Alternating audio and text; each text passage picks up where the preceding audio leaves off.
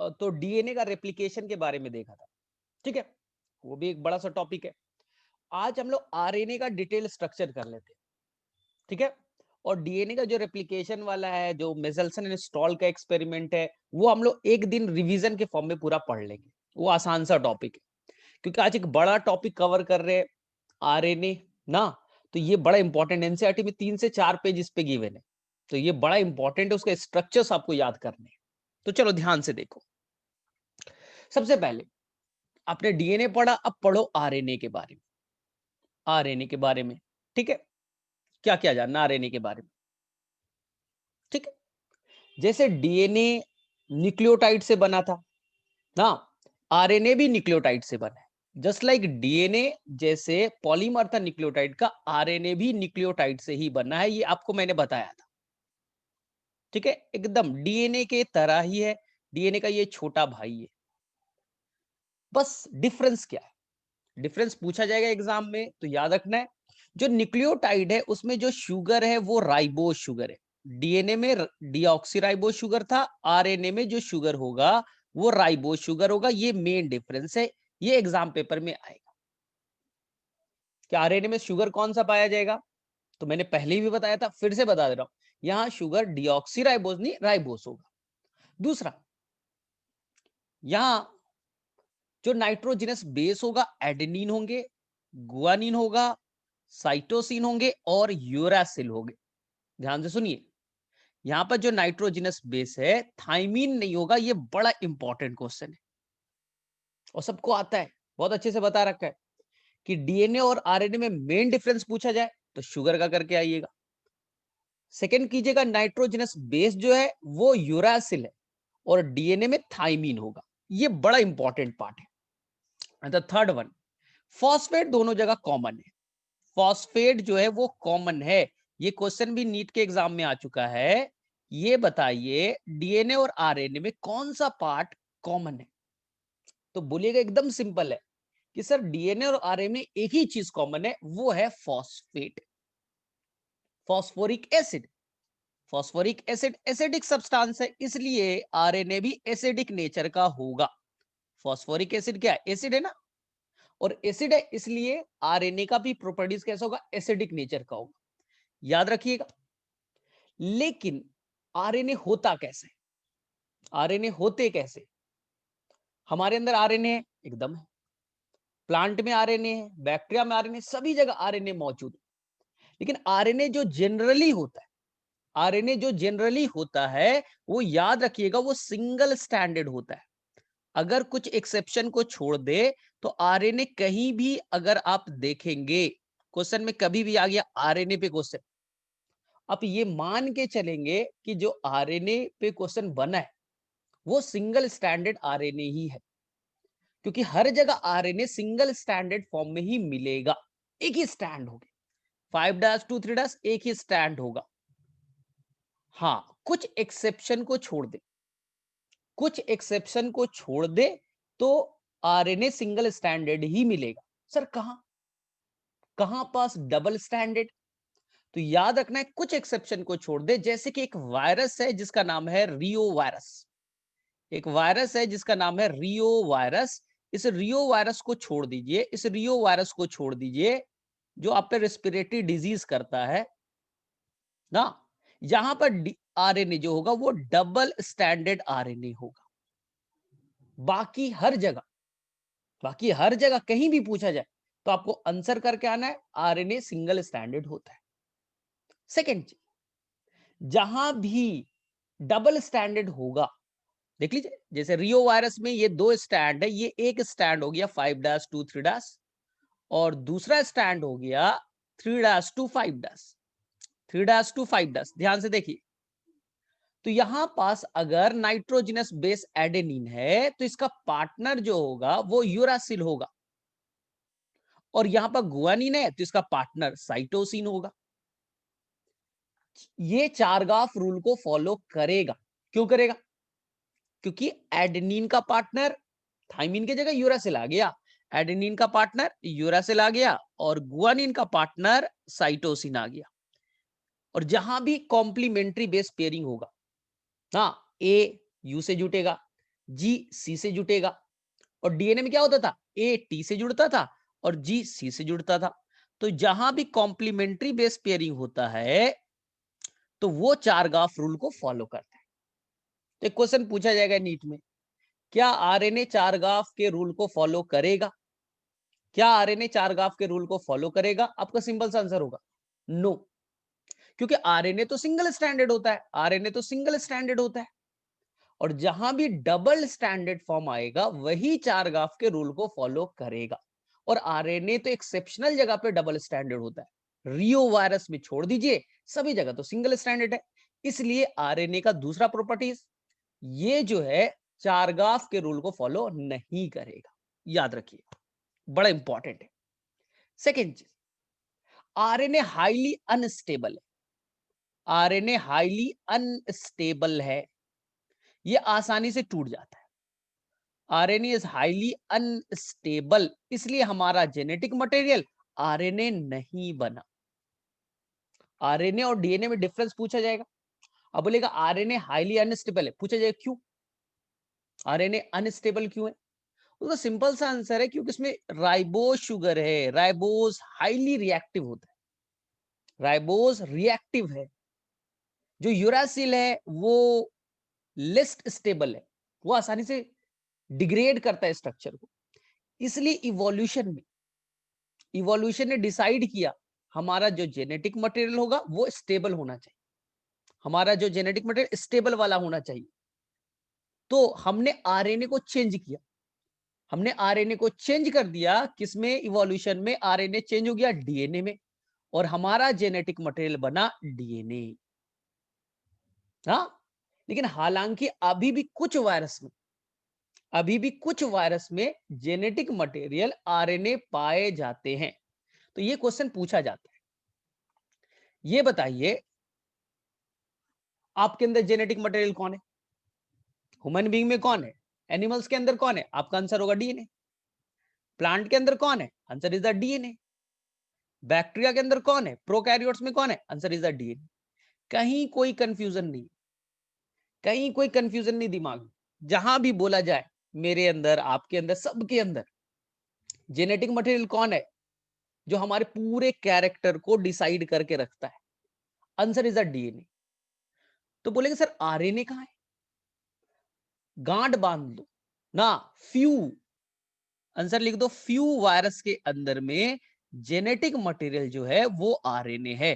Few virus के अंदर में जेनेटिक मटेरियल आरएनए, बाकी सभी जगह डीएनए, सभी जगह डीएनए। बोले सर कौन सा वायरस, कौन सा वायरस? तो आपको उसका एग्जाम्पल याद रखना पड़ेगा, सिंपल है, ये तो याद ही है, कोरोना वायरस आजकल चल रहा है, देख लेना, थोड़ा गूगल पे रिसर्च करो, पता चलेगा। हाँ, एचआईवी वायरस जिससे एड्स होता है, पोलियो वायरस ना, इसी तरह से दुनिया में पहला discovered virus TMV, tobacco mosaic virus, कैसा है? उसके अंदर जेनेटिक मटेरियल आरएनए वाले। और इसके अलावा एनसीईआरटी में एक और दे रखा है, नई एनसीईआरटी में, पुरानी में नहीं है, नई एनसीईआरटी अगर तुम पढ़ोगे तो एक वायरस नाम दिएगा क्यूबी बैक्टीरियोफाज, बड़ा इंपॉर्टेंट है, नीट के एग्जाम में आ चुका है। क्यूबी बैक्टीरियोफाज, जहां पर जेनेटिक मटेरियल आरएनए से बना है। सर क्यों आरएनए से बना है? रीजन, क्योंकि इसके अंदर डीएनए नहीं, क्योंकि उसके अंदर डीएनए नहीं है, इसलिए जेनेटिक मटेरियल कौन बनेगा? इसलिए डीएनए नहीं, इसलिए उसके अंदर में जेनेटिक मटेरियल आरएनए को बना दिया गया। एनसीईआरटी क्लास 11th की एनसीईआरटी बायोलॉजिकल क्लासिफिकेशन में एक स्टेटमेंट है, class 11th chapter biological classification, वहां एक टॉपिक है वायरस, और जाके ईमानदारी से थोड़ा सा उस टॉपिक को पढ़िएगा, एक लाइन मिलेगा। वो वायरस जो प्लांट पे अटैक करते हैं, वो वायरस जो प्लांट पे अटैक करते हैं, वो जनरली आरएनए कंटेनिंग वायरस होते हैं। जो वायरस प्लांट पे अटैक करते हैं उनका जेनेटिक मटेरियल क्या होता है? आरएनए होता है। एक ही एक्सेप्शन है, एक ही एक्सेप्शन है, वो आपको नीट के एग्जाम के लिए इंपॉर्टेंट होगा, जिसका नाम है CAMV, कलीफ्लावर मोजैक वायरस, जो प्लांट पे अटैक करता है लेकिन genetic material DNA, genetic material DNA. Sir हमारे अंदर, हम तो एनिमल्स है, आपने प्लांट का तो बता दिया। एनसीईआरटी में फिर से पढ़ी, एनसीईआरटी का दूसरा लाइन ये लिखता है, हाँ एनसीईआरटी में दूसरा लाइन ये गिवन है, जो वायरस एनिमल्स पे अटैक करेगा, जो वायरस एनिमल्स पे अटैक करेगा, यानी हमारे ऊपर एनिमल्स पे अटैक करेगा, वो सिंगल स्टैंडर्ड आरएनए भी हो सकता है। जैसे कि एचआईवी ये वायरस हम पे अटैक करता है और हमें क्या करता है, एड्स कॉज करता है, कोरोना वायरस। हमारे ऊपर में डबल स्टैंडर्ड आरएनए जैसे रियो वायरस भी अटैक कर सकता है, रिस्पिरेटरी डिजीज वो भी कॉज करता है। और हमारे अंदर में डबल स्टैंडर्ड डीएनए भी अटैक कर सकता है, जैसे हेपेटाइटिस बी वायरस। तो हमारे अंदर एनिमल्स के अंदर में या तो आरएनए या तो डीएनए वाले वायरस अटैक करते हैं, लेकिन प्लांट पे जनरली जो होता है वो सिंगल स्टैंडर्ड आरएनए वाले अटैक करते हैं। एक ही एक्सेप्शन है, कॉलीफ्लावर मोज़ैक वायरस। तो थोड़ा सा आपको वायरस के बारे में मैंने बता दिया ना, ये 11th का थोड़ा रिवीजन भी हो गया। और हर साल नीट में हर साल एक क्वेश्चन इसी के ऊपर आता है ना। अगले साल बड़ा फेवरेट क्वेश्चन रहेगा कि कोरोना वायरस का जेनेटिक मटेरियल क्या है। एचआईवी तो भाई ये तो आपका सबसे फेवरेट क्वेश्चन है। एचआईवी वाला क्या होता है, आरएनए होता है। ठीक है, क्यूबी बैक्टीरियोफाज अगर आप एनसीईआरटी पढ़ेंगे, नहीं एनसीईआरटी तो मिलेगा। सर क्यों क्यूबी बैक्टीरियोफाज से क्वेश्चन आता है, रीजन समझो। क्योंकि जब क्लास 11th एनसीईआरटी पढ़ते हो, क्लास 11th एनसीईआरटी जब पढ़ते हो बायोलॉजिकल क्लासिफिकेशन, तो वहां पास एक आपका रोबोट लाइक स्ट्रक्चर बना है। हाँ सर, इसका नाम बैक्टीरियोफाज है, एकदम करेक्ट। ये आपने स्ट्रक्चर पढ़ा भी है क्लास 11th में? बोले हाँ सर पढ़ा है। उसमें जेनेटिक मटेरियल क्या होता है? बोले सर जो वायरस बैक्टीरिया पे अटैक करता है बैक्टीरियोफाज कहलाएगा। जेनेटिक मटेरियल क्या होगा? तो एनसीईआरटी में साफ साफ लिखा है double standard DNA, double standard DNA. बोले हमने एक्सपेरिमेंट भी किया था सर, हर्सी एंड चेस का एक्सपेरिमेंट, यही तो पढ़ा था कि जो वायरस में जो जेनेटिक मटेरियल है वो डीएनए, वो भी डबल स्टैंडर्ड डीएनए। तो सभी के दिमाग में क्या बैठ गया है कि बैक्टीरियोफाज में जो जेनेटिक मटेरियल है वो डबल स्टैंडर्ड डीएनए।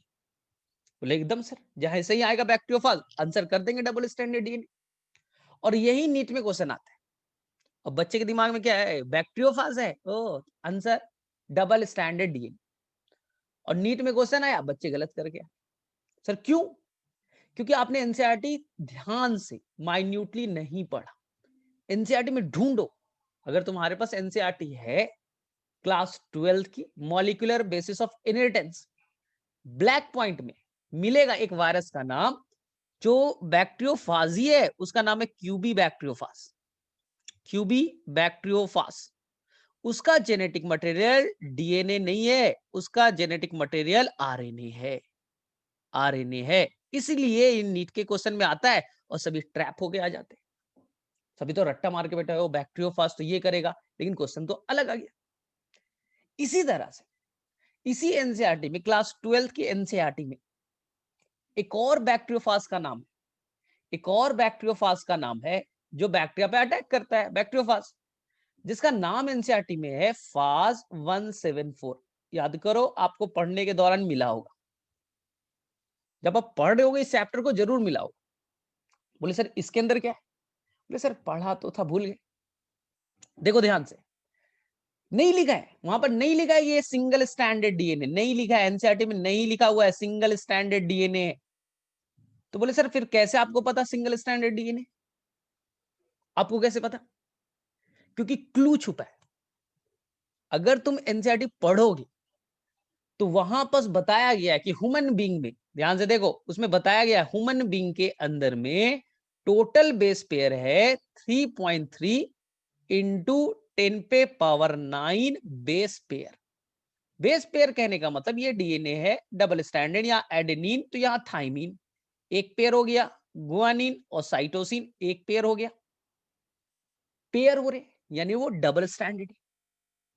लेकिन जब आप एनसीईआरटी पढ़ोगे फाज 174 के बारे में, हाँ, तो वहां पे एनसीईआरटी में लिखा है, आई थिंक एग्जैक्ट डाटा मुझे बताना कोई देख करके, कितना लिखा है 5386 4386 कुछ लिखा है, कुछ ऐसा वर्ड लिखा है, वहां पर लिखा है इतने बेस पेयर नहीं लिखे, इसमें लिखा है इतने बेसिस लिखे। एनसीईआरटी में लिखा है बेस पेयर नहीं लिखा है, इसमें बेसिस लिखे। बेसिस मतलब पेयरिंग नहीं कर रहे, पेयरिंग नहीं कर रहे मतलब वो डबल स्टैंडर्ड नहीं है। यही क्लू का फायदा उठाते एग्जाम में। और बोले सर एनसीईआरटी में तो दिया नहीं था, हम तो एनसीईआरटी बहुत अच्छे से पढ़ के गए और क्वेश्चन नहीं बना। सर कैसे? क्योंकि एनसीईआरटी में वहां पर ई कोलाई के बारे में भी दिया है और वहां पर डाटा में लिखा है 4.6 इंटू 10 पे पावर 6 बेस पेयर। वहां लैम्डा फाज के बारे में भी लिखा है इतने बेस पेयर। लेकिन फाज 174 में क्या लिख दिया? बेसिस, यानी बेस पेयर नहीं है। पेयर नहीं है यानी कि वो कोई डबल स्टैंडर्ड नहीं है, ये है पेयर हो रहा है, ये पेयरिंग हो रहा है, ए का टी जी का सी, ये पेयर है यानी डबल स्टैंडर्ड। लेकिन फाज 174 में कोई पेयरिंग नहीं लिखा, यानी यहां पास डबल स्टैंडर्ड नहीं है, ये सिंगल स्टैंडर्ड। यही क्वेश्चन आते हैं और बच्चे माइन्यूटली पढ़ते नहीं है, फिर बाद में बोलते हैं सर सिली मिस्टेक हो गया। तो कोई सिली मिस्टेक होता नहीं है, ये अपना फॉल्ट होता है। हाँ, इसलिए पढ़ाई के दौरान माइन्यूटली पढ़ो, चीजें समझ में आएगा। चलो ठीक है, यहां तक समझ में आ गया सभी को। किसे किसे मिला फाज 174? हाँ 5386 बेसिस लिखा होगा। एनसीईआरटी अगर तुम्हारे पास है तो देखना वहां पर 5386 basis, not the base pair. चलो ठीक है, तुम हाँ रोटा वायरस में भी डबल स्टैंडर्ड आरएनए होते हैं। रियो वायरस जनरली क्वेश्चन में आता है, मैंने वही डिस्कस किया। चलो ठीक है, कर लोगे यहां तक सभी लोग? ठीक है, अब देखिए तो सर हमारे अंदर में जेनेटिक मटेरियल कौन है? क्लियर हो गया, आरएनए ए डीएनए। प्लांट में डीएनए, बैक्टीरिया में डीएनए। सर वायरस में, अरे वायरस में कुछ वायरस में आरएनए, सभी वायरस में नहीं। जो वायरस प्लांट पे अटैक करते हैं जनरली आरएनए वाले होते हैं, क्योंकि उनके अंदर डीएनए नहीं पाया जाता। बोले ठीक है। अब देखो ध्यान से, ध्यान से देखे, एक मिनट। चलो यहां देखो ध्यान से। अब हमें आरएनए कितने तरह के होते हैं ध्यान से, ये एनसीईआरटी में 2 से 3 पेज में गिवन है, बड़ा इंपॉर्टेंट है। आरएनए 2 तरह के। बोले ठीक है सर, कौन कौन? जिस सेल के अंदर में, जिस जगह, सेल कहना गलत है क्योंकि वायरस तो सेल से ही नहीं बने, जिस जगह पे डीएनए नहीं होता तो आरएनए अपने आप को घोषित कर लेगा मैं जेनेटिक मटेरियल हूं। तो ऐसे आरएनए को जेनेटिक आरएनए कहेंगे। जिस जगह पे डीएनए नहीं होगा उस ऑर्गेनिज्म में ना, डीएनए नहीं है तो आरएनए जेनेटिक मटेरियल की तरह बिहेव करेगा, ऐसे आरएनए को कहेंगे जेनेटिक आरएनए। क्लियर? बोले सर कहां? अभी बहुत सारा एग्जांपल दिया, एचआईवी वायरस बता दिया आपको, पोलियो वायरस बता दिया, कोरोना वायरस बता दिया, टीएमवी वायरस बता दिया, बहुत सारा बता दिया। ठीक है सर, मेरे अंदर भी तो आरएनए, और मेरे अंदर क्या करता है वो? मेरे अंदर में तो डीएनए भी है और आरएनए भी है। तो डीएनए मेरा जेनेटिक मटेरियल हो गया, तो आरएनए क्या करता है? हाँ, अब ये पढ़ते हैं कि कुछ जगह पे जहां डीएनए ऑलरेडी मौजूद है तो वहां आरएनए नॉन जेनेटिक आरएनए हो गया, नॉन जेनेटिक आरएनए हो गया। बोले ठीक है, नॉन जेनेटिक हो गया। सर हमारे अंदर करेगा क्या? प्लांट के अंदर क्या करेगा, बैक्टीरिया के अंदर क्या करेगा? तो ध्यान से देखिए, हमारे अंदर में आरएनए 3 तरह के होते हैं। ये नीट का बड़ा फेवरेट क्वेश्चन है। हमारे अंदर आरएनए 3 तरह के, कौन कौन? एक का नाम होगा आर आरएनए, वो आरएनए जो राइबोसोम बनाएगा। आर का मतलब राइबोसोम, याद रखना है, आर आरएनए राइबोसोमल आरएनए, वो आरएनए जो राइबोसोम बनाएगा आर आरएनए कहलाएगा। आर का मतलब राइबोसोम, वो आरएनए जो राइबोसोम नाम का स्ट्रक्चर तैयार करेगा, यही राइबोसोम प्रोटीन बनाता है। तो दुनिया का कोई भी ऑर्गेनिज्म हो, मैं हूं, बैक्टीरिया हो, प्रोकैरियोट्स हो, यूकैरियोट्स हो, उनके अंदर में राइबोसोम तो होना ही है, क्योंकि प्रोटीन तो सबको बनाएंगे और प्रोटीन बनाने के लिए राइबोसोम चाहिए। और राइबोसोम बनाने के लिए क्या इंपॉर्टेंट है? आरएनए। सेल के अंदर में 80% जो आरएनए होगा वो आरएनए होगा। सर ये क्या बनाएगा? ये राइबोसोम का स्ट्रक्चर बनाएगा, इसलिए इसे कहेंगे स्ट्रक्चरल आरएनए। ये नीट में क्वेश्चन आएगा, वो इज द स्ट्रक्चरल आरएनए, तो बोलेगा जो स्ट्रक्चर बनाता है स्ट्रक्चरल आरएनए कहेंगे। कौन सी बड़ी बात है? और ये राइबोसोम में छुपा बैठा है, राइबोसोम के अंदर छुप के बैठ गया है। आरएनए हाईली अनस्टेबल होता है, आसानी से टूट जाता है, कोई आया टूट जाएगा। आरएनए इज अनस्टेबल, लेकिन ये तो राइबोसोम में छुप करके बैठा है, इसलिए मोस्ट स्टेबल आरएनए अगर क्वेश्चन आ गया आरआरएनए करके आइएगा, क्योंकि ये तो राइबोसोम में छुप के बैठ गया, तो तोड़ेगा इसको कौन? कोई नहीं तोड़ सकता। बोले ठीक है सर, आरआरएनए का फुल फॉर्म राइबोसोम। क्या बनाएगा? राइबोसोम, इसलिए स्ट्रक्चरल आरएनए। और राइबोसोम के अंदर छुप के बैठा हुआ है, इसलिए ये सबसे ज्यादा स्टेबल होगा। सबसे ज्यादा क्वांटिटी में आरआरएनए पाया जाएगा 80%, याद रखिएगा। बोले ठीक है सर। अब दूसरा आरएनए आपको मिलेगा एमआरएनए, दूसरा आरएनए मिलेगा एमआरएनए। सर एम का मतलब क्या है? समझ में आएगा अभी। मैसेंजर। एम का मतलब है मैसेंजर, जो मैसेज लेकर के आएगा। सर किससे और क्यों मैसेज लाएगा? पढ़ेंगे। एम मैसेंजर आरएनए, इसके अंदर मैसेज छुपा होगा। ठीक है, कहां से मैसेज लाएगा? डीएनए से मैसेज लेकर के आएगा, इसलिए इसे कहेंगे मैसेंजर आरएनए। ठीक है, इसी एमआरएनए के ऊपर राइबोसोम बैठेगा। पहले क्लियरिटी दिमाग में बैठा, ऐसे सिंपल वे में तुम्हें समझाता हूं। बेसिक जितना अच्छा रहेगा बाद में उतना काम आएगा। ये तुम्हारा सेल है, ये तुम्हारा सेल है, ध्यान से सुनते जाना। सेल के अंदर ये तुम्हारा न्यूक्लियस है, ठीक। और न्यूक्लियस के अंदर में ये तुम्हारा डीएनए, डबल स्टैंडर्ड डीएनए, ये तुम्हारा डबल स्टैंडर्ड डीएनए, ठीक। डीएनए के ऊपर में कुछ कोडवर्ड्स होते हैं, डीएनए के ऊपर में ये कुछ कोडवर्ड्स है। एडेनिन, थाइमीन, गुआनिन, साइटोसिन क्या करता है? ये सब कुछ कोडवर्ड्स है। हाँ, डीएनए के ऊपर में जो एडेनिन, गुआनिन, साइटोसिन, थाइमीन होता है, वो क्या होता है? सर ये कोडवर्ड होते हैं। हाँ, और ये सारे कोडवर्ड, ये सारे कोडवर्ड चले जाएंगे आरएनए में। ये सारे कोडवर्ड जो थे, सभी कोडवर्ड चले गए कहां? आरएनए में, इसलिए इसे कहते हैं मैसेंजर, क्योंकि ये मैसेज को कैरी करता है। बोले ठीक है, तो ये क्या कहलाएगा सर? आरएनए कहलाएगा। डीएनए से क्या बनना? आरएनए। तो याद रखना हमेशा, हमेशा आरएनए कौन बनाएगा? डीएनए बनाएगा। इस प्रोसेस को कहते हैं transcription. What is the process? लिख लो भाई, ट्रांसक्रिप्शन। क्या मतलब है? डीएनए से आरएनए बनना। सर क्यों बनता है? चलो सुनो। अब आरएनए बन गया, आरएनए अब क्या करेगा? इस न्यूक्लियर मेम्ब्रेन से, पोर होते हैं न्यूक्लियर मेम्ब्रेन में, पोर होता है, इसे न्यूक्लियर पोर कहते हैं। इस न्यूक्लियर पोर से वो बाहर निकलेगा। इसलिए याद रखना, जो न्यूक्लियस है, न्यूक्लियस में छोटे छोटे पोर होते, न्यूक्लियर पोर। क्यों होते हैं सर? क्योंकि इससे आरएनए बाहर निकलेगा। निकला बाहर, ये आपका आरएनए।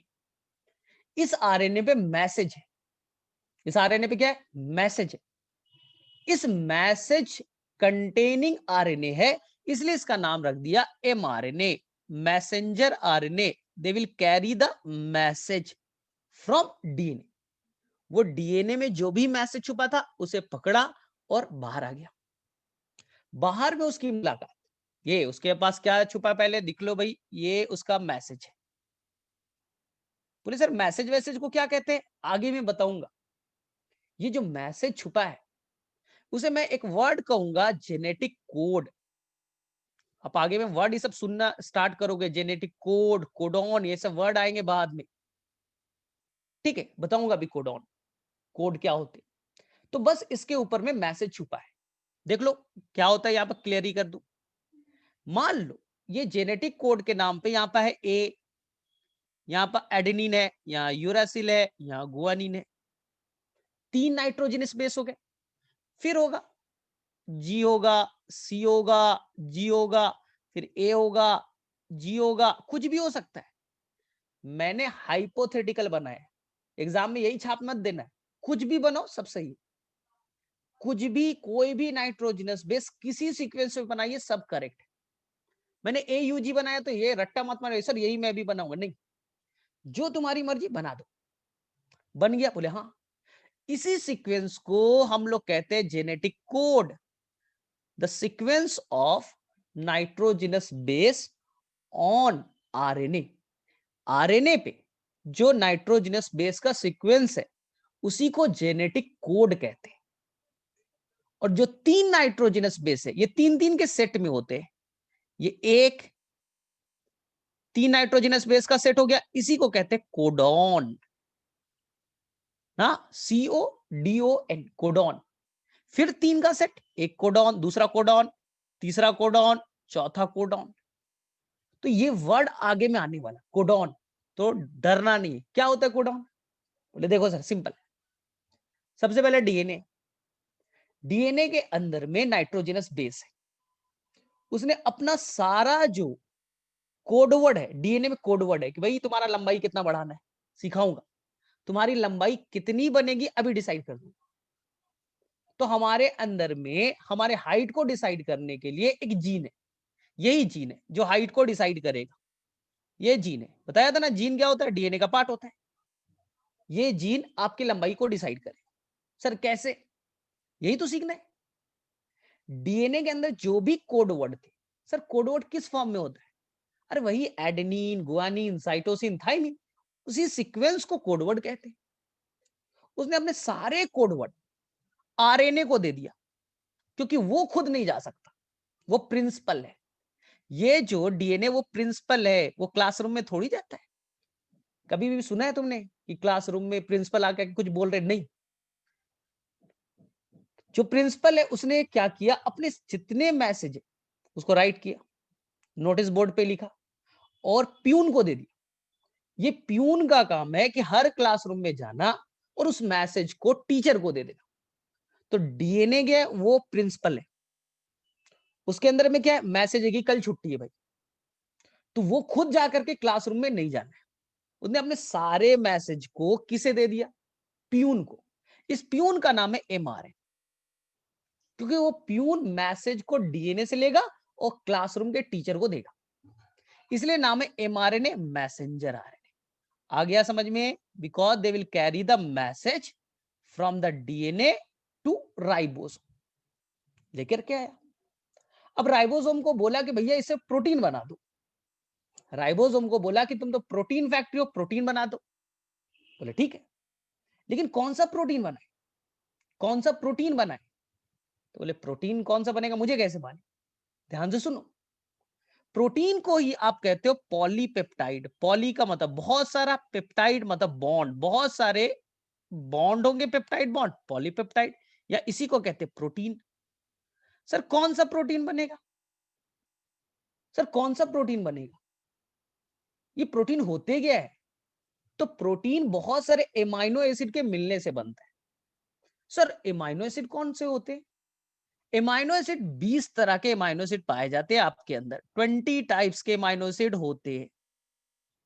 सर पढ़ा है हमने सर, बायोमोलिक्यूल जब 11th पढ़ रहे थे तो पढ़ा था कि कुछ एमाइनो एसिड होते हैं ग्लाइसिन, कुछ एलानिन, कुछ ल्यूसीन, कुछ लाइसिन, ऐसे एमाइनो एसिड होते हैं। सर जो प्रोटीन बनेगा उसमें कौन सा एमाइनो एसिड होगा, इसी चीज को डिसाइड करने के लिए कि पहला ग्लाइसिन होगा या ल्यूसीन होगा या लाइसिन होगा, कैसे डिसाइड होगा? इसी चीज को डिसाइड करने के लिए, इसी चीज को डिसाइड करने के लिए एमआरएनए पे स्पेशल सीक्वेंस होता है। इस सीक्वेंस को ही मैंने कहा जेनेटिक कोड। जेनेटिक कोड, जैसा सीक्वेंस होगा वैसा ही प्रोटीन बनेगा। सर कैसे? तो 3 नाइट्रोजनस जो बेस है उसको एक कोडॉन कह दिया, एक कोडॉन कह दिया, ये एक कोडॉन हो गया, फिर 3 एक कोडॉन हो गए, फिर एक 3 कोडॉन हो गए। अब इसके ऊपर सीक्वेंस छुपा है कि कैसा आपको प्रोटीन चाहिए, क्योंकि सेल में तो हजारों प्रोटीन बनेंगे। तुम्हें कौन सा प्रोटीन चाहिए भाई, ये कैसे डिसाइड होगा?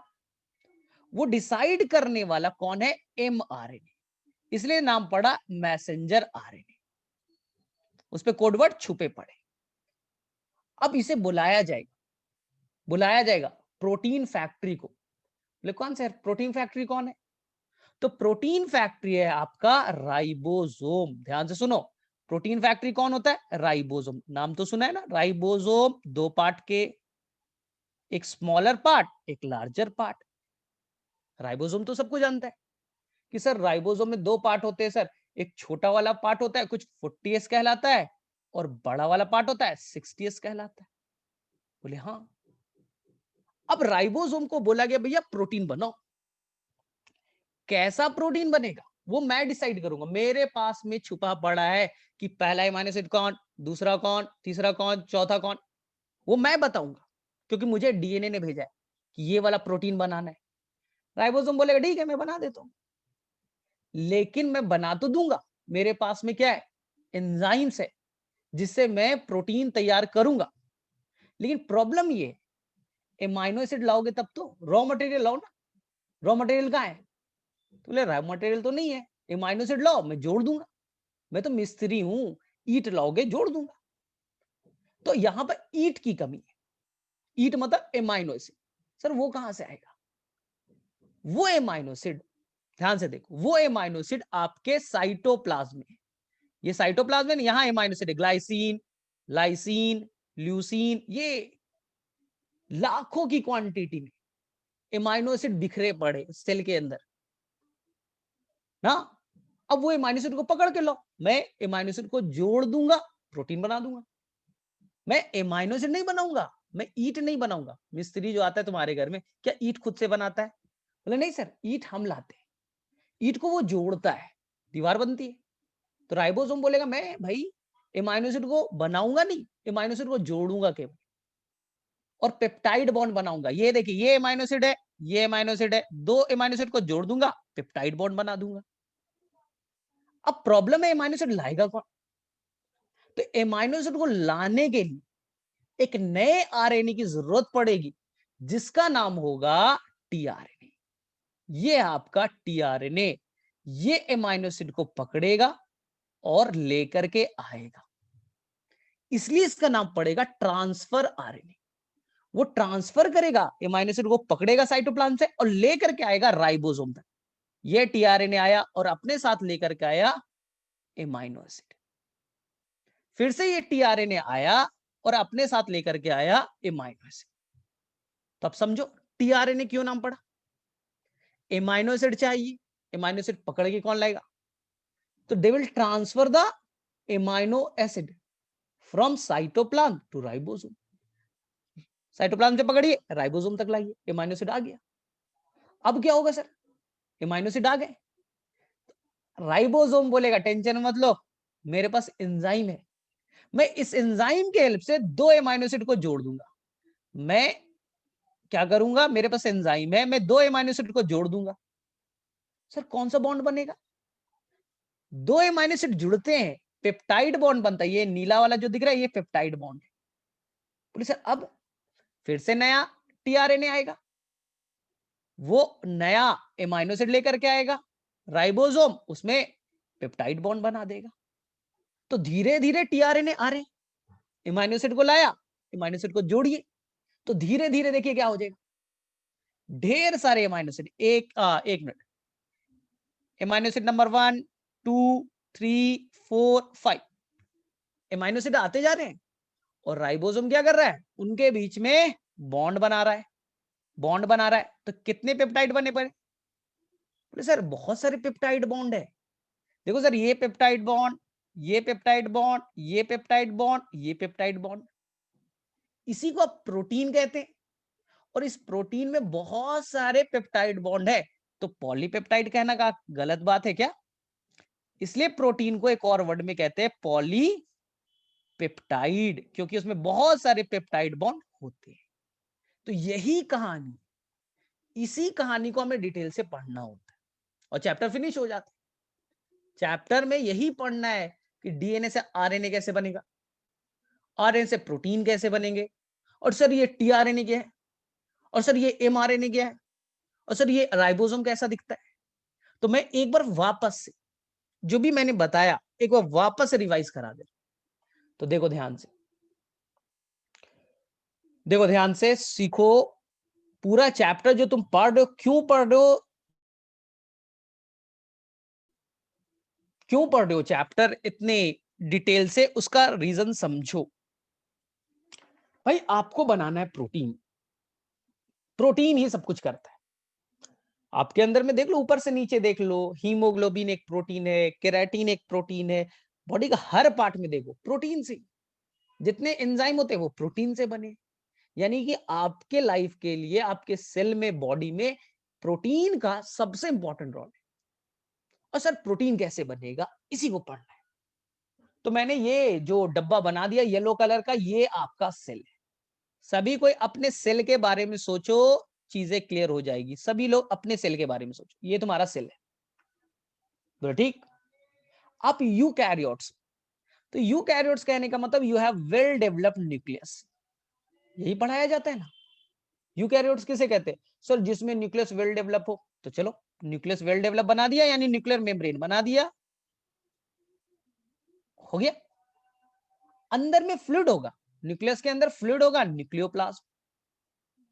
ठीक है भाई, इस न्यूक्लियोप्लाज्म में आपका डीएनए, इसका आपका डीएनए वहीं स्टोर्ड है, आपका डीएनए वहीं स्टोर्ड है। ये आपका है डीएनए, ये आपका डीएनए है डबल स्टैंडर्ड, डीएनए का एक पार्ट बना दिया। ये जो डीएनए का पार्ट है इसी को जीन कहते हैं सिंपल भाषा में। ये आपका इंसुलिन बनाने वाला जीन है, ये आपका इंसुलिन बनाने वाला जीन है। जीन क्या होता है सर, डीएनए का टुकड़ा, डीएनए का वो पार्ट जो कि प्रोटीन बना सके उसी को जीन कहते हैं। डीएनए का वो पार्ट जो कि प्रोटीन बनाने की ताकत रखता है, जीन कहलाएगा। तो ये मेरा इंसुलिन बनाने वाला जीन है, डबल स्टैंडर्ड डीएनए। बोले ठीक है सर। सर क्या होगा, ये डीएनए सबसे पहले, ये डीएनए डायरेक्टली राइबोसोम के पास नहीं जा सकता ना, ये डीएनए डायरेक्टली राइबोसोम के पास नहीं जा सकता प्रोटीन बनाने के लिए। क्यों, समझिए, आपका जो डीएनए है वो जस्ट लाइक आपका स्कूल के प्रिंसिपल है। तो कभी प्रिंसिपल आपके डायरेक्टली क्लासरूम में नहीं जाते, डायरेक्टली क्लासरूम में नहीं जाते। अब कोई प्राइम मिनिस्टर है तो वो क्या सभी के ऑफिस में, मिनिस्टर के ऑफिस में डायरेक्टली जाकर बोलेंगे ये काम करो, ये काम करो। ये काम है क्या, थोड़ा अपना भी तो इज्जत है ना। तो डीएनए बोला भैया मैं इज्जतदार इंसान हूं, मैं सभी जगह जाऊंगा नहीं, दौड़ूंगा नहीं, बहुत काम है मेरा, तो मैं चपरासी रखा हूं। ये चपरासी मेरा मैसेज लेके जाएगा। तो जो जीन है उसके अंदर मैसेज भरा पड़ा है, उसी को कहते कोड्स। हाँ, ये क्या करेगा, ये सारा मैसेज जो है वो ट्रांसफर करेगा आरएनए को। ये ग्रीन वाला क्या है, आरएनए। तो डीएनए से बने आरएनए, प्रोसेस का नाम ट्रांसक्रिप्शन, प्रोसेस का नाम ट्रांसक्रिप्शन। एनसीईआरटी में 2 पेज तो ट्रांसक्रिप्शन पढ़ना है। बोले ठीक है सर, कैसे बनेगा, बहुत डिटेल पढ़ेंगे। बन गया सर। इस आरएनए के अंदर क्या है, तो प्रिंसिपल के अंदर जितने मैसेज थे उसने अपने कॉपी पे लिख करके दे दिया, नोटिस बना करके दे दिया। तो इस आरएनए पे ये है मैसेज, इसलिए इसका नाम पड़ा मैसेंजर आरएनए। मैसेंजर आरएनए क्योंकि इसके अंदर मैसेज छुपा पड़ा है। सर मैसेज किस फॉर्म में, मैसेज कुछ नहीं है, मैसेज जो है वो एडेनिन, गुआनिन, साइटोसिन, यूरासिल के फॉर्म में ऐसा है। अगर तुम डिटेल में देखोगे तो ये यहां पास है adenine, guanine, uracil, cytosine, guanine, adenine, अपने मन से कुछ भी बना लो। इसी सीक्वेंस को जो आपने मैसेज का, मैं एनसीईआरटी के वर्ड में जेनेटिक कोड कहूंगा। ये कोड्स है, कोड वर्ड, कोड्स है। बोले ठीक है। अब ये कोड वर्ड क्या करेंगे, बोले सर क्या करेंगे, देखते हैं। ये अब भाई साहब निकल जाएगा न्यूक्लियर मेम्ब्रेन से। न्यूक्लियर मेम्ब्रेन है, न्यूक्लियर मेम्ब्रेन से बाहर निकला। अब ये चला गया कहां, 5' to 3' है, कहां गया, साइटोप्लाज्म। साइटोप्लाज्म में वो ढूंढ रहा है किसको, राइबोसोम, कि भाई साहब मुझे मिला है जैसे AUG, GUG, GAG, CUUU, मुझे DNA ने भेजा है कोड लेकर के, और मुझे ऐसा ही प्रोटीन बना के दो।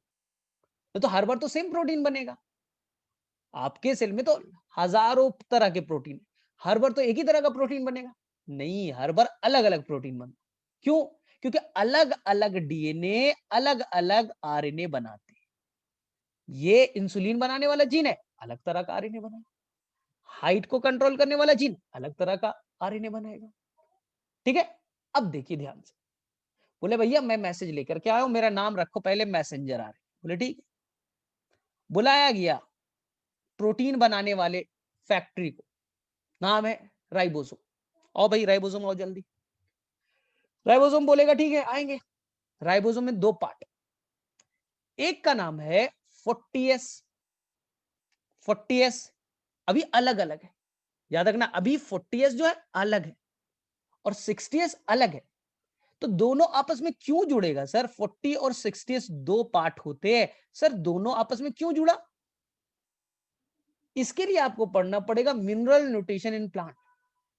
Class 11th mineral nutrition in plant में लिखा है कि ये दोनों सब यूनिट, ये 40S है छोटा वाला, ये 60S है बड़ा वाला, दोनों अलग अलग होते हैं। लेकिन जब बनने की बारी आती है तो सेल के अंदर में मैग्नीशियम आयन का कंसंट्रेशन बढ़ता है, और मैग्नीशियम ही दोनों सब यूनिट को 40 और 60S को आपस में जोड़ता है। मिनरल न्यूट्रिशन में पढ़ना मैग्नीशियम के काम क्या है, तो ये 40S और 60S को आपस में जोड़ता है। क्यों, क्योंकि अभी प्रोटीन बनाना है। बोले ठीक है, तो बीच में कौन आ गया, बीच में कौन आ गया, बीच में है mRNA, 40S ऊपर 60S। राइबोसोम बोलेगा देखो भाई मैं प्रोटीन फैक्ट्री हूं, मैं मिस्त्री हूं, मेरे पास क्या है, मेरे पास कैटलिस्ट, मेरे पास एंजाइम है जिससे मैं पेप्टाइड बॉन्ड बना दूंगा, और पेप्टाइड बॉन्ड बनते जाएंगे, एमाइनो एसिड जुड़ते जाएंगे, प्रोटीन बन जाएगा। लेकिन मेरे पास रॉ मटेरियल नहीं है, मैं एमाइनो एसिड नहीं बना सकता भाई, मैं एमाइनो एसिड को केवल जोड़ सकता हूं। ठीक है, तो कहां है एमाइनो एसिड भाई, राइबोसोम तो मिस्त्री है, बोलेगा मैं एमाइनो एसिड को जोड़ सकता हूं, एमाइनो एसिड लेके आओ। तो बोले सर एमाइनो एसिड है का, एमाइनो एसिड जो है वो आपके साइटोप्लाज्म में लाखों की क्वांटिटी में बिखरे पड़े। तो बाद में ये मत पूछो सर एमाइनो एसिड कहां से आया, हाँ, तो एमाइनो एसिड लाखों की क्वांटिटी में आपके अंदर में है, मौजूद है। सर एमाइनो एसिड क्या हम खुद से बनाते हैं, बॉडी हमारा खुद से बनाते हैं या सर कैसे होता है, तो मैं पढ़ाऊंगा जब आपको बायोमोलिक्यूल्स पढ़ने के लिए आएगा क्लास 11th में, तो कुछ एमाइनो एसिड आपका बॉडी खुद से बना लेता है, उसे एसेंशियल एमाइनो एसिड नहीं, नॉन एसेंशियल कहेंगे। जो आपका बॉडी खुद से बना लेगा तो उसे बाहर से खाने की जरूरत नहीं है, उसे कहेंगे नॉन एसेंशियल एमाइनो एसिड। लेकिन कुछ ऐसे एमाइनो एसिड है जिसका बॉडी आपको खुद से नहीं बनाता, उसे आपको खाने से, अंडे से, दूध से, सब्जी से, दाल से लेना पड़ेगा, एसेंशियल एमाइनो एसिड। चलो वो तो बायोमोलिक्यूल्स का पार्ट है। तो ये आपके एमाइनो एसिड यहां बिखरे पड़े, ग्लाइसिन, ल्यूसीन, सेरीन, स्पार्टिक एसिड बिखरे पड़े, पकड़ के लाइए। सर कौन पकड़ के लाएगा, कैसे आएगा, इसके लिए हमने, हमारे पास है टीआरएनए। टीआरएनए यानी कि अब दूसरे एक आरएनए की एंट्री होगी जिसका नाम है टीआरएनए। टीआरएनए बोले सर ये क्या करेगा, ये जाएगा, टीआरएनए के पास एंजाइम है, एंजाइम से वो एमाइनो एसिड को पहचानेगा, और पहचानने के बाद उससे जाके जुड़ जाएगा। ये पूरा प्रोसेस हम लोग डिटेल से पढ़ना है, और एनसीईआरटी में तो एक पेज केवल टीआरएनए के फिगर में, एनसीईआरटी में पूरा एक पेज केवल टीआरएनए का स्ट्रक्चर बताने में निकाल दिया। तो देखते हैं टीआरएनए के पास एंजाइम है, एंजाइम के हेल्प से वो एमाइनो एसिड से बाइंड कर गया। बोले ठीक है सर, बाइंड कर गया, चलो भाई बाइंड कर गया। सर टीआरएनए क्यों नाम पड़ा? क्योंकि tRNA will transfer amino acid from the cytoplasm to the ribosome. अब राइबोसोम के पास आया और वो एमाइनो एसिड को लेकर के आया। अब क्लियर हुआ टीआरएनए का नाम क्यों पड़ा ट्रांसफर आरएनए? क्योंकि वो एमाइनो एसिड को पकड़ता है, उससे जुड़ता है, अटैच होता है एंजाइम के हेल्प से, फिर उसे लेकर के आता है राइबोसोम के पास। राइबोसोम के पास आ गया। बोले ठीक है सर। इसलिए एक वर्ड बड़ा डिफिकल्ट लगता है बच्चों को। सर ये AUG जो आपने लिखा है ना, ठीक है, ये 3 जो नाइट्रोजनस बेस जो मैंने लिखा है AUG, इसे सिंपल भाषा में हम लोग कोडॉन कहते हैं। क्या कहते हैं? कोडॉन। AUG यानी 3 वर्ड को एक कोडॉन कहते हैं। ठीक है, डिटेल से पढ़ेंगे पूरा, उस पे भी 2 पेज है एनसीईआरटी में। और AUG को पहचानने वाला टीआरएनए में कुछ एंटी कोडॉन है, तो ये वर्ड आएगा बाद में। सर ये एंटी कोडॉन क्या है? कुछ नहीं है, कोडॉन को पहचानना है, एंटी कोडॉन हो। हाँ, तो कोडॉन को कौन पहचाना? Anti codon. एंटी कोडॉन कहां से? टीआरएनए। और जाके जुड़ गया, नीचे में कोडॉन, ऊपर में एंटी कोडॉन, और वो एमाइनो एसिड लेते आया, मान लो ग्लाइसिन। आ गया भाई। फिर से दूसरा टीआरएनए आया भाई, दूसरा टीआरएनए आया, दूसरा टीआरएनए आया, वो दूसरा एमाइनो एसिड को लेकर के आया भाई, दूसरा एमाइनो एसिड को लेकर के आया। सर क्यों दूसरा एमाइनो एसिड क्यों आ गया यहां? क्योंकि यहां देखिए ना, यहां पर जीयूजी है, तो जीयूजी तुम्हें अलग वर्ड नहीं दिख रहा है? पहले एयूजी था, पहले देखो क्या था, एयूजी, तो ये अलग तरह का कोड वर्ड है, अलग एमाइनो एसिड। फिर सर जीयूजी है, तो ये अलग तरह का कोड वर्ड है, अलग एमाइनो एसिड। फिर जीएजी है सर, तो ये अलग तरह का कोड वर्ड है, अलग एमाइनो एसिड। तो एमाइनो एसिड का सीक्वेंस कौन डिसाइड कर रहा है? एमाइनो एसिड का सीक्वेंस कौन डिसाइड कर रहा है कि सर पहला कौन होगा, दूसरा कौन होगा? ये एमआरएनए डिसाइड कर रहा है। एमआरएनए पे जैसा सीक्वेंस, एमाइनो एसिड में वैसा एमाइनो एसिड का सीक्वेंस डिसाइड होगा। चलो मान लेते, यहां पास आ गया तुम्हारा फर्स्ट एमाइनो एसिड, यहां पास आ गया सेकेंड, बैठ गए। अब राइबोसोम को बोला प्रोटीन बनाओ, तो राइबोसोम बोलेगा ठीक है बनाते हैं। तो राइबोसोम के पास में एंजाइम है।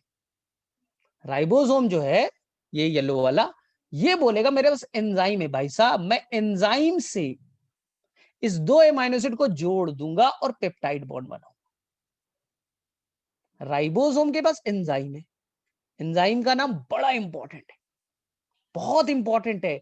नीट में कम से कम 10 से 20 बार आया क्वेश्चन, इतना इंपॉर्टेंट कि आपके एनसीईआरटी में ब्लैक पॉइंट से लिखा है। बोले सर कौन सा एंजाइम है बता ही दो। उस एंजाइम का नाम है राइबोजाइम। उस एंजाइम का नाम है राइबोजाइम। बोले सर ये क्या करेगा? ये राइबोसोम का पार्ट है, वो 2 एमाइनो एसिड को आपस में जोड़ेगा। सर बॉन्ड कौन सा बना? Peptide bond. कौन सा बॉन्ड बना? पेप्टाइड बॉन्ड बन गए। बोले ठीक है, अब क्या होगा? फिर से नया टीआरएनए आएगा, नया एमाइनो एसिड लेकर के आएगा। राइबोजाइम क्या करेगा? ये आपस में जोड़ देगा। तो धीरे धीरे क्या हो रहे, टीआरएनए आता है, एमाइनो एसिड लेकर के आता है, राइबोसोम को दे दिया।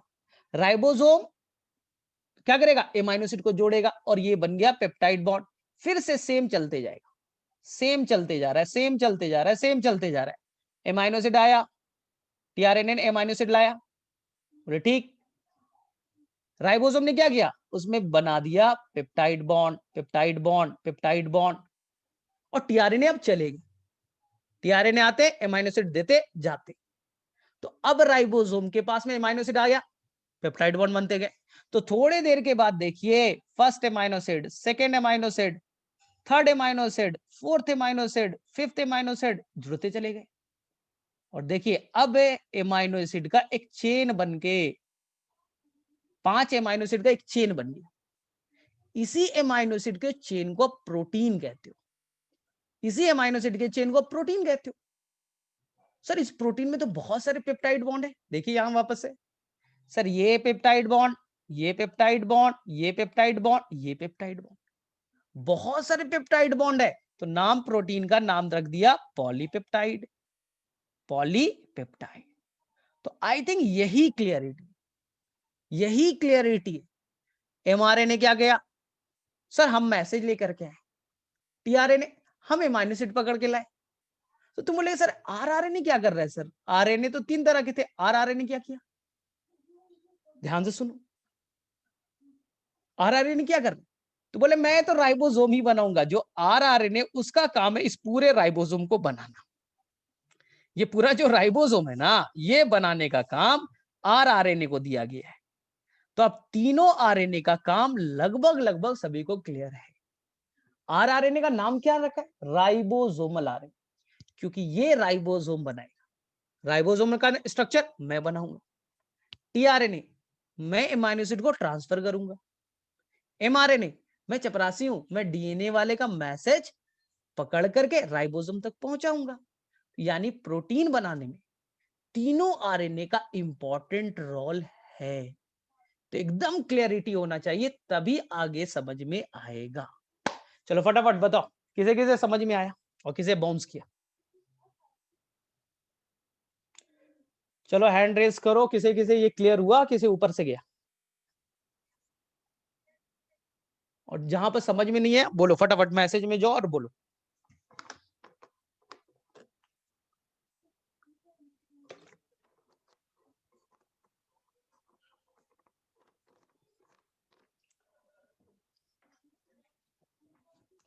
ठीक है, अब देखिए, अब मैं तुम्हें जो बता रहा था कि जो 3 तरह के आरएनए हैं उनमें डिफरेंस ना, जो एग्जाम पेपर में आएगा ये बड़ा इंपॉर्टेंट होगा।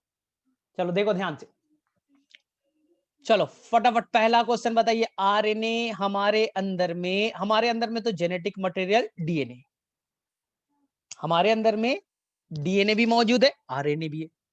तो डीएनए के सामने में आरएनए का औकात 0 होता है। तो हमारे अंदर में डीएनए अगर मौजूद है तो हमारा जेनेटिक मटेरियल डीएनए तो होगा।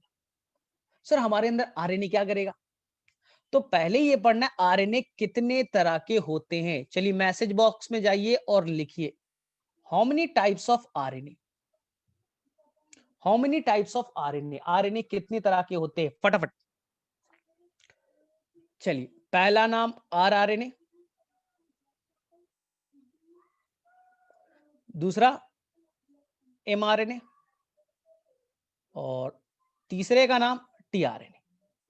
How many types of RNA, answer लिख करके आइएगा 3 तरह के, आरआरएनए, एमआरएनए और टीआरएनए। चलो फटाफट सेकेंड क्वेश्चन, सभी बच्चों को आंसर करना है ना, कुछ ही बच्चे कर रहे, चलो फटाफट बताओ आरआरएनए का फुल फॉर्म क्या है, what is the full form of rRNA,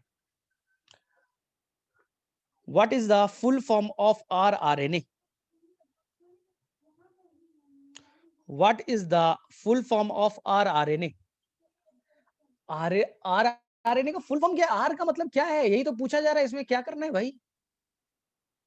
rRNA का फुल फॉर्म राइबोसोमल आरएनए, इसका मतलब है ये राइबोसोम का स्ट्रक्चर बनाएगा, इसलिए राइबोसोम नाम का स्ट्रक्चर बनाता है, इसलिए इसे हम लोग स्ट्रक्चरल आरएनए कहेंगे, स्ट्रक्चरल आरएनए कहेंगे।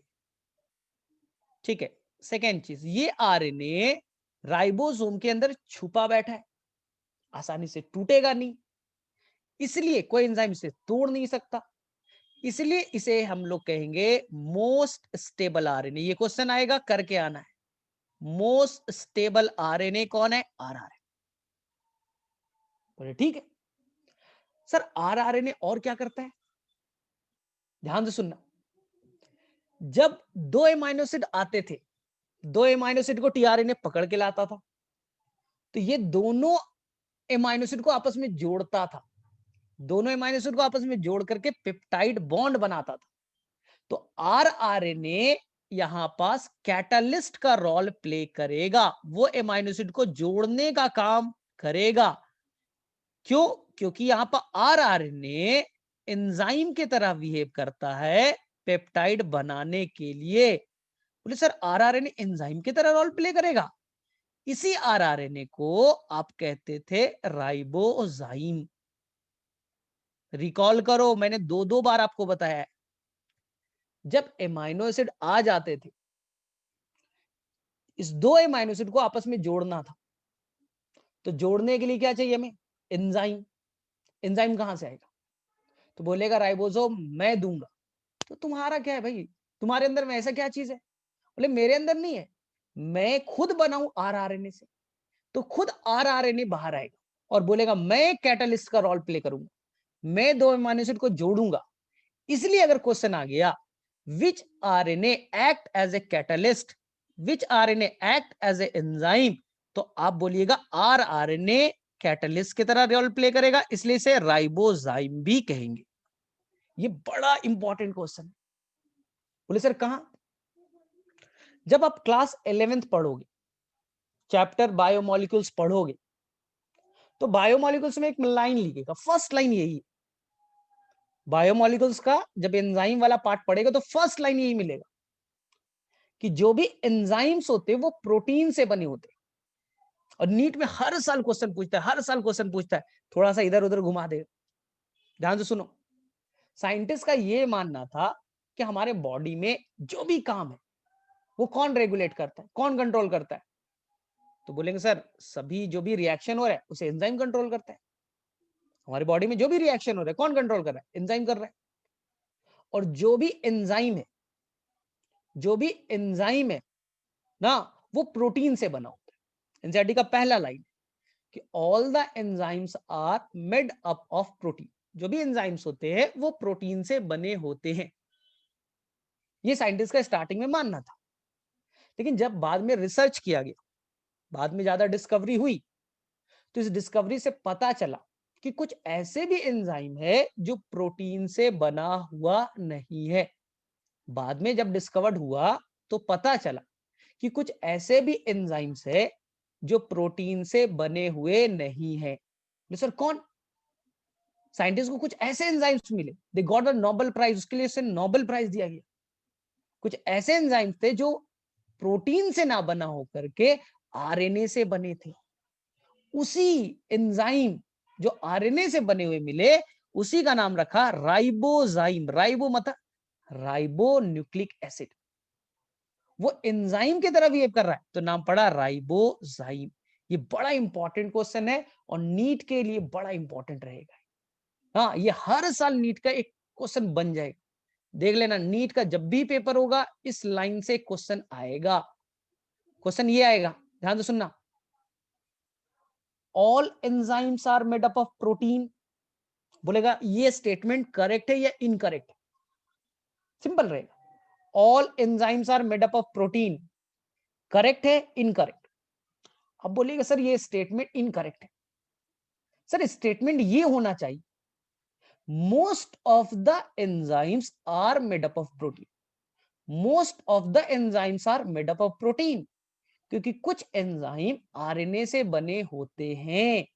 यही आपके पिछले साल नीट में क्वेश्चन पूछा और बच्चे गलत करके, क्योंकि उनके पास में बैठा हुआ है एंजाइम तो प्रोटीन से बना है।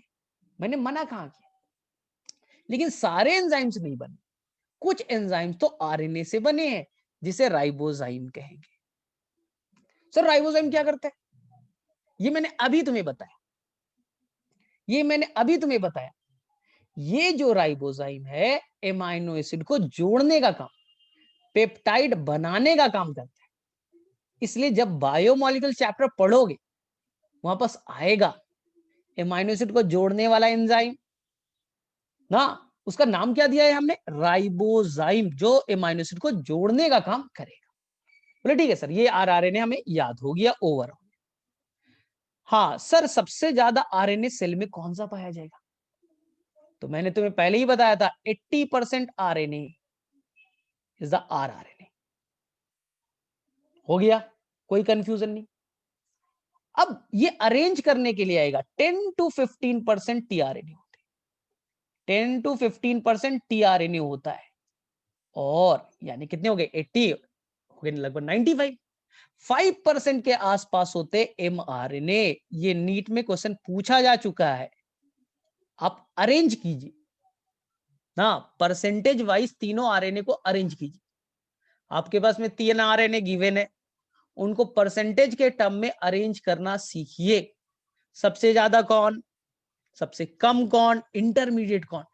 तो आंसर बड़ा सिंपल होगा, इन टर्म ऑफ परसेंटेज सबसे ज्यादा आरआरएनए, उसके बाद टीआरएनए, उसके बाद एमआरएनए। ये चीज आप याद रखिएगा, बड़ा काम आएगा। हाँ, ये क्वेश्चन पूछा जा चुका है, नेक्स्ट टाइम आने के भरपूर चांस है। बोले ठीक है। अब नेक्स्ट देखो, ये बताओ एमाइनो एसिड को पकड़ के कौन लाता है, कौन सा आरएनए। चलो अब तुम्हारे क्वेश्चन है, कौन सा आरएनए एमाइनो एसिड को पिक करके लाता है, कौन सा आरएनए एमाइनो एसिड को पिक करके लाता है राइबोसोम तक। They pick the amino acid from the cytoplasm और कहां तक लाएगा, राइबोसोम तक। तो उसे हम लोग कहेंगे टीआरएनए। इसलिए ये एमाइनो एसिड को पकड़ करके लाता है, इसलिए इसका नाम कहलाता है एडेप्टर आरएनए। एडेप्टर मतलब क्या होता है, पकड़ना, पिक किया उसे लेकर के आया, या इसी को कहेंगे कैरियर आरएनए, क्योंकि ये एमाइनो एसिड को कैरी करके लाता है, इसलिए कहते हैं कैरियर आरएनए। ठीक है।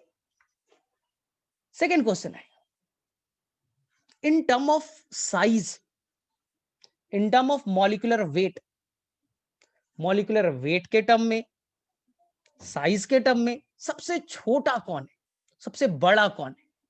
तो सबसे बड़ा तो पूछा जाएगा, सबसे छोटा वाला हमेशा क्वेश्चन पूछा जाता है। तो बोले सर सबसे छोटा मतलब जो सबसे कम न्यूक्लियोटाइड का बना होगा, जिसमें न्यूक्लियोटाइड कम होंगे साइज छोटा हो गया और मॉलिक्यूलर वेट भी कम हो गया। तो सबसे छोटा जो है वो टीआरएनए है, इसका नाम है इसलिए स्मॉलेस्ट आरएनए। सबसे छोटा हो गया तो स्मॉलेस्ट हो गया। मॉलिक्यूलर वेट पूछा जाए तो सबसे कम होगा, क्योंकि सबसे छोटा है, न्यूक्लियोटाइड का नंबर कम है, और न्यूक्लियोटाइड का नंबर कम है तो इसका क्या होगा, मॉलिक्यूलर वेट भी कम होगा। और सबसे ज्यादा अगर पूछ दे, मॉलिक्यूलर वेट सबसे ज्यादा अगर पूछा जाए तो उसका आंसर करके आना है ना एमआरएनए, ये मोस्ट, ठीक है। मॉलिक्यूलर वेट, मॉलिक्यूलर वेट के टर्म में सबसे ज्यादा किसका होगा, एमआरएनए। टीआरएनए सबसे छोटा है, सबसे छोटा है इसलिए मॉलिक्यूलर वेट भी कम होगा। अगर तुम 1 मोलर NaCl डाल दो, एक सॉल्यूशन बनाइए 1 मोलर NaCl और उसमें टीआरएनए को डाल दीजिए। 1 मोलर NaCl बनाया, उसमें टीआरएनए को ले जाके छोड़ दीजिए, उस सॉल्यूशन पे वो सॉल्युबलाइज हो जाएगा, घुल जाएगा। इसलिए नीट में क्वेश्चन बनेगा, हु इज द सॉल्युबलर आरएनए, कौन सा आरएनए जो है वो सॉल्युबल हो जाएगा 1 मोलर सॉल्यूशन में। तो सॉल्युबल आरएनए आंसर करके आना है टीआरएनए, सॉल्युबल आरएनए आंसर करके आना है टीआरएनए, वो 1 मोलर सॉल्यूशन में आसानी से सॉल्युबलाइज हो जाएगा, तो it is a soluble RNA. ठीक। अब क्वेश्चन पूछा जाएगा, ठीक है, टीआरएनए बड़ा इंपॉर्टेंट है, याद रखना, एमाइनो एसिड को पकड़ के लाता है, पकड़ना यानी अडेप्ट करके लाता है, पिक करके लाता है, अडेप्टर आरएनए। वेट साइज से बताएंगे, सबसे कम न्यूक्लियोटाइड है तो मॉलिक्यूलर वेट भी कम होगा, साइज भी सबसे छोटा होता है, साइज छोटा है इसलिए सॉल्युबलाइज हो जाएगा। एमआरएनए क्या करता है, ध्यान से देखो, एमआरएनए क्या करता है, डीएनए से बनते एमआरएनए, इस एमआरएनए पे सीक्वेंस होता है। देखो एक चीज मैं क्लियर कर दूं, ये सब बेसिक पार्ट है, अगर ये पार्ट नहीं समझ में आएगा, जो बच्चे जा रहे, ठीक है, बहुत सारे बच्चे टाइम पास में आ रहे, तो आगे कुछ समझ में नहीं आएगा, ट्रांसलेशन जीरो समझ में आएगा, ट्रांसक्रिप्शन, तो फिर पढ़ने का कोई फायदा नहीं, मैं फर्दर कोई क्लास लेने वाला नहीं, क्योंकि समझ में आएगा नहीं तो मैं टाइम पास नहीं कर, क्योंकि ये मैं नहीं, ये मैं एकदम सिंपल है, अभी तुम्हें डिटेल से ट्रांसलेशन पढ़ना है, वो जीरो समझ में आएगा तो फिर फर्दर क्लास करने का कोई मतलब नहीं बनता। मैं ट्रांसक्रिप्शन अभी बताऊंगा, वो क्या समझ में आएगा, कुछ जीरो। तो मैं या तो यहाँ पे एंड करूंगा क्लास और कल से पैकअप, कोई क्लास नहीं, क्योंकि मैं समझा ही नहीं पाऊंगा, ट्रांसक्रिप्शन आपको पता नहीं चलेगा, ट्रांसलेशन पता नहीं चलेगा, तो बाद में लैक ऑपेरॉन नहीं आएगा, फिंगर प्रिंटिंग नहीं आएगा, ठीक है, बायोटेक समझ में नहीं आएगा, रट्टा आप मारिए एग्जाम में लिख देना, ठीक है, एग्जाम में पास करना कोई बड़ी बात नहीं, कुछ भी रट्टा मारोगे एग्जाम आइडिया से जाके लिख देना, हो जाएगा। तो मैं शायद क्लास ना लूँ अगली बार से, चलो ठीक है, क्योंकि समझ में नहीं आएगा, मैं क्या करूँ। जब ये बेसिक पार्ट है, अब मैं अगले क्लास में ट्रांसक्रिप्शन स्टार्ट करूंगा तो कैसे समझ में आएगा। वो तो बोलोगे कि सर कुछ नहीं आ रहा है, क्योंकि तुम्हें आज ही नहीं समझ में आया, तुमने क्लास नहीं किया, तो फिर ठीक, हटाओ फिर। एमआरएनए पे क्या होता है, ये न्यूक्लियोटाइड का सीक्वेंस है, ये न्यूक्लियोटाइड का सीक्वेंस है। इसी न्यूक्लियोटाइड सीक्वेंस को राइबोसोम पढ़ेगा और इसी अकॉर्डिंग वो एमाइनो एसिड को जोड़ेगा। जैसा एमआरएनए पे सीक्वेंस है, वैसे ही सीक्वेंस के एमाइनो एसिड तैयार होंगे, इसलिए इसे हम लोग कहेंगे टेम्पलेट आरएनए। इसे हम लोग कहेंगे टेम्पलेट आरएनए, क्योंकि ये टेम्पलेट की तरह बिहेव कर रहा है, इसके ऊपर बैठेगा, उसको पढ़ेगा और उसी के अकॉर्डिंग प्रोटीन बनेंगे, उसी सीक्वेंस के एमाइनो एसिड जुड़ेंगे, प्रोटीन बनेंगे। इसलिए टेम्पलेट आरएनए पूछा गया तो आंसर करके आना एमआरएनए। अब लॉजिकल सोचो, अगर क्वेश्चन आ गया सबसे ज्यादा स्टेबल और सबसे कम स्टेबल कौन होगा, तो कहानी सिंपल है। तुम लॉजिकल सोचो, एक सेल है, सेल में जो राइबोसोम होता है वो तो परमानेंट स्ट्रक्चर होता है। सेल में जो राइबोसोम होता है वो परमानेंट स्ट्रक्चर होता है। राइबोसोम एक बार बन गया, रहेगा भाई। इसलिए सबसे स्टेबल आरएनए कौन है, उसके अंदर छुपा हुआ कौन है, राइबोसोम के अंदर छुपा हुआ कौन है। एक्चुअली में राइबोसोम को अंदर से कौन छुपा रहा है, कौन बैठा है, आरएनए। तो मोस्ट स्टेबल कौन है, आरएनए। एमआरएनए क्या करता है, सोचो अब दिमाग में, डीएनए से बने आरएनए, आरएनए बाहर निकला और बाहर में जाके क्या बनाएगा, राइबोसोम से जुटा और प्रोटीन में कन्वर्ट हो गया। अब इसकी जरूरत खत्म। डीएनए था, डीएनए से बने, ये डीएनए था, डीएनए से बना आरएनए। अब आरएनए जाएगा राइबोसोम के पास, राइबोसोम से बाइंड किया और प्रोटीन बने। अब इस आरएनए का कोई काम नहीं, इसलिए ये कुछ सेकंड में, कुछ सेकंड का ही काम है। डीएनए से बने आरएनए, आरएनए से जुटा राइबोसोम, बन गए प्रोटीन, फिर खत्म, इसका कोई काम नहीं। इसलिए सबसे मोस्ट अनस्टेबल, कुछ सेकंड में ही खत्म हो जाएगा एमआरएनए। इसलिए in term of stability question आया तो mRNA is the most unstable, most unstable. ये बनता है और थोड़ी देर के बाद टूट जाता है। डीएनए से आरएनए बना, तो अभी मैंने बताया था कि डीएनए से न्यूक्लियस में आरएनए बने, आरएनए न्यूक्लियस से बाहर निकला, राइबोसोम से जुटा, राइबोसोम उसे पढ़ेगा और प्रोटीन बना देगा।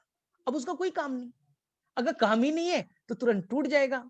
इसलिए सबसे कम देर में खत्म होने वाला आरएनए कौन है, सबसे अनस्टेबल कौन है, तुरंत डिग्रेड वाला कौन है, तो answer is the mRNA. Ribosome तो परमानेंट स्ट्रक्चर है, मोस्ट स्टेबल बोला था।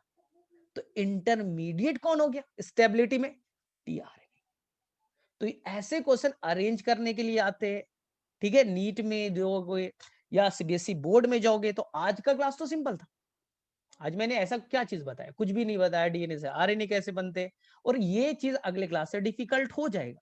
तो डिफिकल्ट हो जाएगा तो तुम लोग पहले ही हाथ खड़ा कर रहे हो, तो बाय, ठीक है। फिर पढ़ने का कोई मतलब नहीं बनता। मैंने रिकॉर्डेड लेक्चर पढ़े होंगे, उसे आप कर लीजिएगा, ठीक है। मैं नहीं पढ़ा सकता भाई, मैं ट्रांसलेशन कहां से पढ़ा सकता हूँ। अगर ये चीज नहीं आ रहा है तो तुम लाख रट्टा मारो, ट्रांसलेशन लाइफ में नहीं समझ में आएगा, फिंगर प्रिंटिंग नहीं समझ में आएगा। तो फिर बेटर है कि पैकअप करते। चलो ठीक है फिर।